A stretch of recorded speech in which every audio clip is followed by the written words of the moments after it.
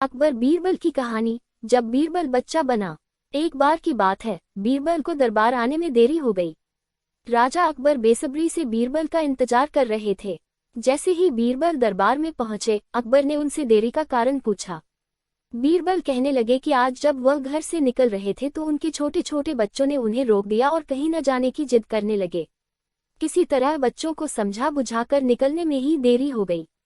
राजा को बीरबल की इन बातों पर बिल्कुल यकीन नहीं हुआ। उन्होंने सोचा कि बीरबल देर से आने का झूठा बहाना कर रहे हैं। उन्होंने बीरबल को कहा कि बच्चों को मनाना इतना भी कठिन काम नहीं है। अगर वे ना माने तो थोड़ा डांट डपट कर उन्हें शांत किया जा सकता है। वहीं बीरबल इस बात से परिचित थे कि बच्चों के मासूम सवालों और जिद को पूरा कर पाना बेहद मुश्किल होता है। जब अकबर इस बात से संतुष्ट न हुए तो बीरबल को एक उपाय सूझा।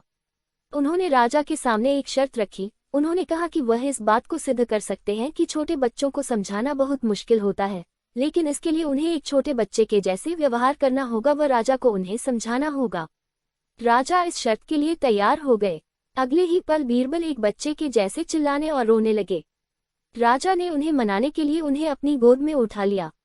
बीरबल गोद में बैठकर राजा की लंबी मूंछों से खेलने लगे।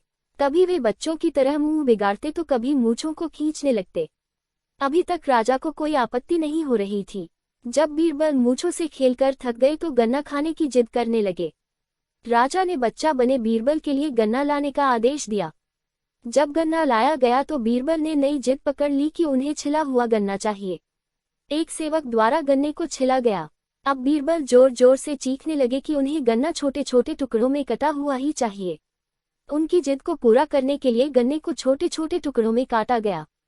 जब राजा ने इन टुकड़ों को बीरबल को खाने के लिए दिया तो बीरबल ने उन टुकड़ों को जमीन पर फेंक दिया।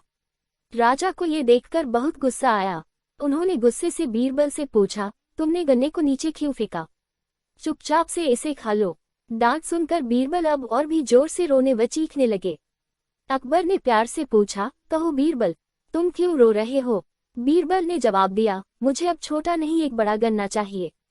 अकबर ने उन्हें एक बड़ा गन्ना लाकर दिया, लेकिन बीरबल ने उस बड़े गन्ने को हाथ तक न नहीं लगाया। अब राजा अकबर का गुस्सा बढ़ रहा था।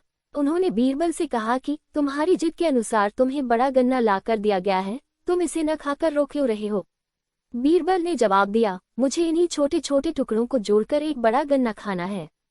राजा ने बीरबल की इस जिद को सुनकर अपना सिर पकड़ लिया और अपनी जगह उन्हें परेशान देखकर बीरबल ने बच्चा बनने का नाटक खत्म किया और राजा के समक्ष गए।